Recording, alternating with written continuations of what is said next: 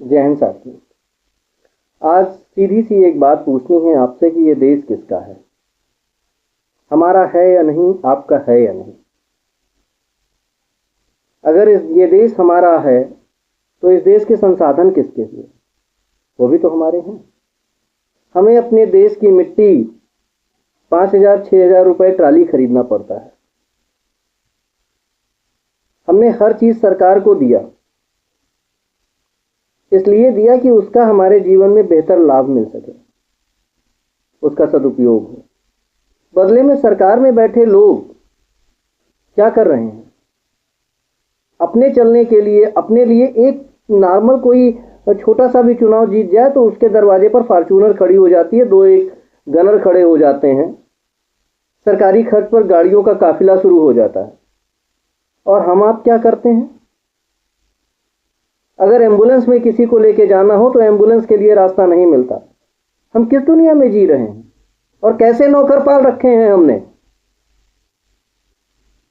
कहने को तो लोग कह देते हैं मैं सेवक हूं, मैं प्रधान सेवक हूं, लेकिन ये कैसे सेवक हैं कि मालिकों की तनख्वाह तो मानदेय पे चल रही है और सेवकों की तनख्वाह लाखों करोड़ों में हो रही है। तमाशा बना रखा है इस देश का, इस देश की राजनीति ने। किसी राजनीतिक संगठन की बात नहीं है। बात यह है कि इस देश को नेता, कारपोरेट और अधिकारी मिलकर लूट रहे हैं। एक छोटा सा नमूना देखिए, 44,000 करोड़ रुपए देश के टैक्स के पैसे टाटा ग्रुप को दे दिए जाते हैं सब्सिडी के तौर पर। वही टाटा ग्रुप 900 करोड़ रुपए राजनीतिक पार्टियों को जो पक्ष में है उनको चंदा दे देता है और 70 करोड़ रुपए विपक्ष की पार्टी को चंदा दे देता है और पूरा मामला दबा दिया जाता है। और हमारे हिस्से में आती है टैक्स। अरे अधिया पे आप खेत देते हैं तो खेत जोतने वाला भी कुछ ले आकर आपको देता है, लेकिन यहां क्या है? पूरा देश आपने जिनको दे रखा है वो बदले में आपको क्या दे रहे हैं? टैक्स। ये देश किसका है? क्या केवल नेताओं का है या इस देश की जनता का है? और अगर जनता का है तो जनता के हक की चीज कहां जा रही है? क्या आप चाहते हैं कि नेताओं के लिए इतने बड़े बड़े काफिले मिले गाड़ियों के? क्या इतनी तनख्वाह जनता चाहती है नेताओं को मिले? मालिकों को मानदेय और सेवकों को लाखों की तनख्वाह, कहीं से सही नहीं है ये, बिल्कुल नहीं। और अगर आपको भी लगता है कि ये सही नहीं है तो साथ दीजिए, आइए अंतिम क्रांति अभियान में इस बारे में आवाज उठाई जाए। संगठित हुए बिना परिवर्तन संभव नहीं है। अंतिम क्रांति संपूर्ण व्यवस्था परिवर्तन की लड़ाई है। ये लड़ाई है नेता बनाम जनता की। राजनीति में नेताओं के हाथ में जो अधिकार हैं उन्हें समाप्त करने होंगे। अपनी तनख्वाह बढ़ाने का अधिकार किसी सेवक को होता है क्या? फिर नेता कैसे बढ़ा ले रहा है? एक नॉर्मल सी बात है, देश की एक एक चीज बेची जा रही है निजी क्षेत्रों में, और निजी क्षेत्रों से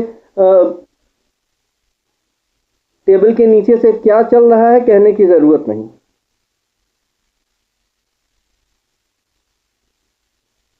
और ये एक देश की कहानी नहीं, पूरी दुनिया की कहानी है।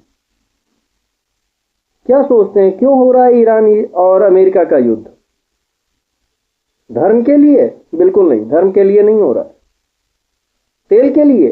तेल के लिए भी नहीं हो रहा है।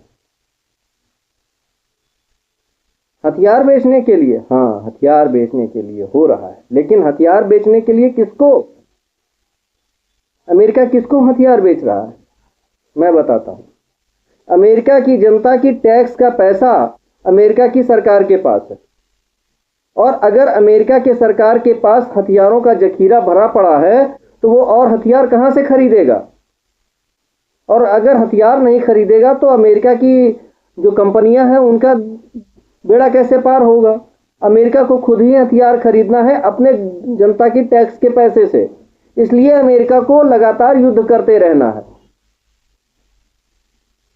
उसे बताना है कि हमें इतने हथियारों की जरूरत है और कंपनियां हथियारों की चलती रहें, सिर्फ इसलिए वरना ये युद्ध क्या, दुनिया का कोई भी युद्ध उसी समय समाप्त हो सकता है जिस समय ये बता दिया जाए कि सामने वाले के पास परमाणु बम है। आज अगर ईरान के पास 2 परमाणु मिसाइलें होती, सीधी बात है कोई युद्ध ना होता। अरे क्यूबा में देख लीजिए, 2 मिसाइल तान दिया, खत्म हो गया, युद्ध होगा ही नहीं। रूस ने भारत की रक्षा के लिए परमाणु मिसाइलें भेज दी, युद्ध खत्म हो गया। ये तो हमारी निकृष्टता है कि हमने रूस के एहसान भूल गए। आज अमेरिका हमें चला रहा है क्या, कि हम किससे हथियार खरीदें किससे ना खरीदें। साथियों, राजनीति बहुत गंदी हो चुकी है, और अब अगर हम और आप ये कहें कि राजनीति से हमारा वास्ता नहीं है तो हम झूठ बोल रहे हैं। क्योंकि सिलेंडर महंगे अगर होंगे तो उसका दर्द हमें आपको भुगतना पड़ेगा। मार्केट में मंदी चल रही है तो इसका खामियाजा हमें आपको भुगतना पड़ेगा। राजनीति को कुछ नहीं करना, हम चाहें या ना चाहें राजनीति हमारा यूज करेगी।